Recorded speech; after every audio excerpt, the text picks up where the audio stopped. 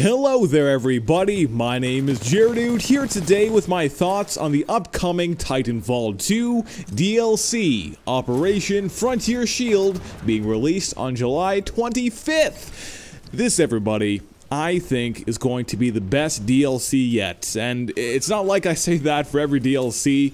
While I'm always looking forward to the new content Respawn is giving us, Frontier Defense, I think, is really going to breathe some fresh air into the game for a lot of people. In Titanfall 1, I always did enjoy Frontier Defense, but I'm not going to quite act like it was my favorite game mode, because that's not true. It's still marked for death. However, what Frontier Defense does bring is an opportunity for anyone to feel more comfortable practicing their skills in Titanfall 2. On Reddit, the trailer for the DLC was quite the hit, with over 6,000 points, I believe. For those unfamiliar with the site, it's a place to share and discuss almost any interest you have. This particular post was on a gaming subreddit, where, I mean, 6,000 points is quite big just in general for the site, and it was just such a nice sight to see that people really do love the game. But my point, though, is that there were some comments giving praise to Titanfall 2's movement system, saying how much they love the game itself. It's just that they weren't playing that well in multiplayer, so they stopped playing.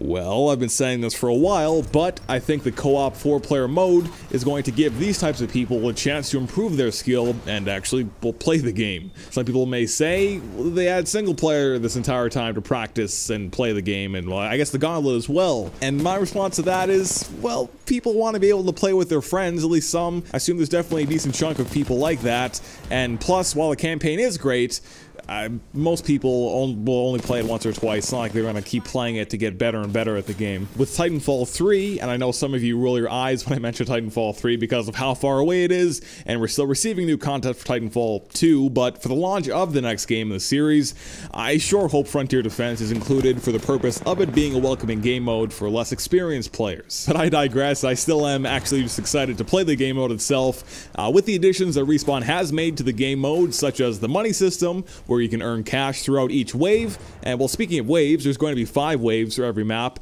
at least from my understanding. While in the first game there was quite the range and variety of how many waves there were, I say now always having 5 waves allows for some warm-up, unlike, well, Rise in Titanfall 1 that was super easy at first with the first wave, but then the second, it was hands down the hardest wave ever. It was so ridiculous how many enemies you had to worry about with that. But getting back to the money system, being able to purchase upgrades and help you and your team is fantastic. And also with the internal Titan progression system called Aegis Ranks, I'm glad this is going to be in there, as it's, at least for me, going to be an extra incentive to at least play the mode a little more often than I probably would without it. 5 maps will be playable at launch for the game mode: Homestead, Forward Base Kodai, War Games, Blackwater Canal, and Rise. With these choices, I'd say there's a nice amount of diversity, and also Respawn, they did say they are planning on bringing more maps. They're currently testing some others right now for the game mode, so, but yeah, I think with the choices they made, I think they're very good. Speaking of Rise, though, it's coming back, and while yes, I would still ultimately prefer totally original maps, at this point, I'm glad for any new content, remaster or not. Rise was certainly one of my personal favorites. I think it allows for some of the best pilot gameplay from any map in the series, with running along the tall walls throughout the map with some very helpful zip lines, and also I always felt like the buildings were placed exceptionally well. I don't think they deterred from the flow of the gameplay at all. The new live fire map, Township, looks like the antithesis of the latest live fire map, Traffic, with the tall surfaces throughout the map, allowing you to make use of the movement system, unlike Traffic, where it feels like a Civil War simulator as you cautiously traverse everywhere.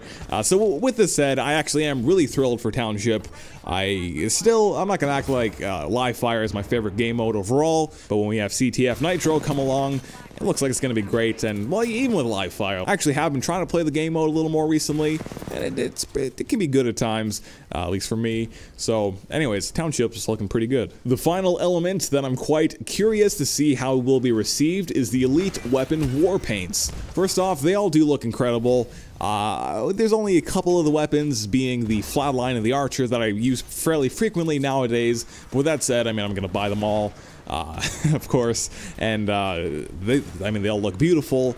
But the thing that differentiates them from the traditional camos, besides the design being exclusive to the particular weapon, is they give you a 10% chance to earn a 2x XP token at the completion of a match. You only need to own one of these to always have this active.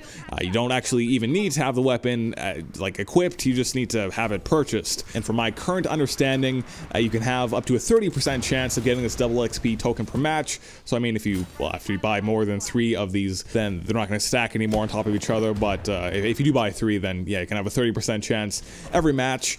And with this being said, while it doesn't affect the direct gameplay, it does give you an advantage somewhat. I'm sure most of you are like highly ranked already, and it's not like being a higher rank really gives you an advantage, I guess, in terms of the gameplay.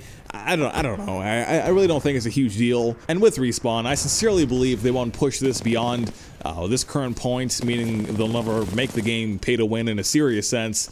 I'm really just more so bringing this up as I want to hear all of your opinions on this. I was kind of confused on how this worked, as they didn't detail anything in regards to this feature of the Elite Weapon war paints in the actual post that they made with the Frontier News Network update. Instead, I had to find this in the video description of the trailer that they posted. So anyways, I just want to hear what all of you are thinking in regards to this. You think this is going to be a problem at all? Could this be like a gateway drug of sorts to, well, pay to win? As I said, I really don't think so. Overall, this DLC is looking to be absolutely fantastic, and with that said, thank you all so much for watching. My name is Jared. Have yourself a fantastic day. Goodbye.